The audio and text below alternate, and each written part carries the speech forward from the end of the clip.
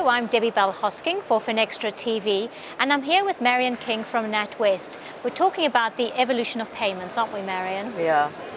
So the question has to be, and I hear you've just come from a panel. I have, which yes. is opportune for us. How are banks keeping pace with the growth of the instant payment schemes and at the same time meeting their regulatory obligations? And is this a conflict?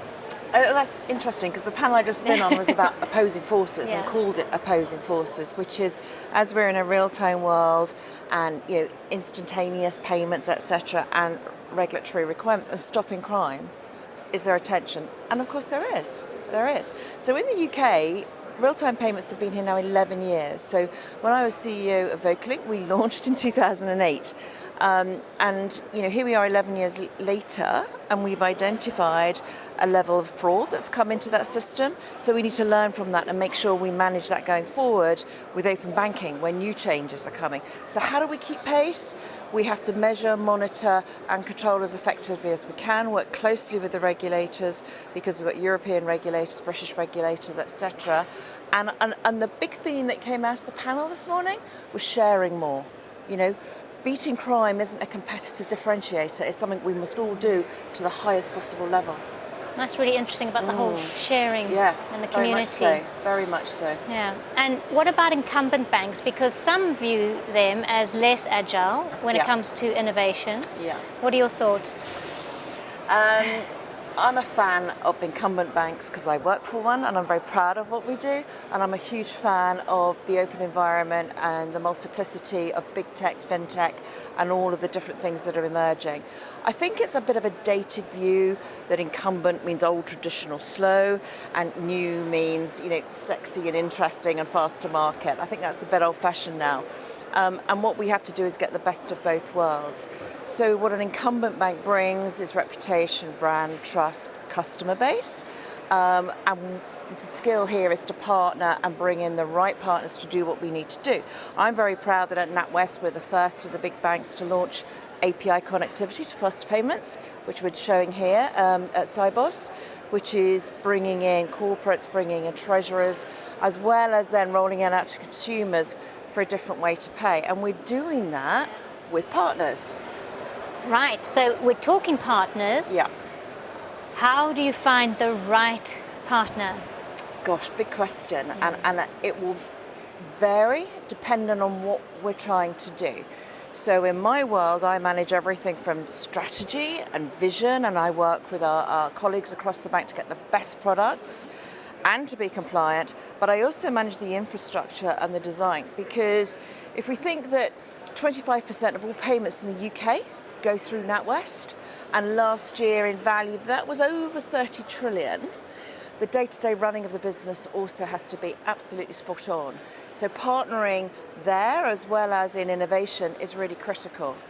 So when it comes to, let's start at the front end, let's start with innovation with partners.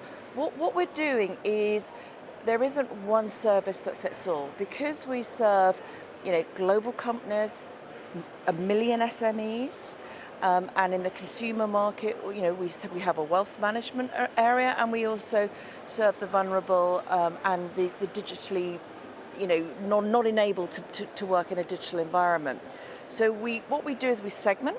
So for example, we have launched, we'll be launching a product called Mimo, which is helping consumers manage their finances better. We target which type of consumers, and then we find the best innovator that's focused on that particular segment. And we've managed to do that, and we're partnering with them. When it comes to looking at, web services in our solutions design, then we're partnering with Microsoft. So we would take the best in class for that type of infrastructure renewal and take a more, experimental approach in the fintech arena. I mean, there's a lot happening now, just from our conversation. And if we were to take a step forward and look into the future, where do you see the future of payments? I see it being much more connected.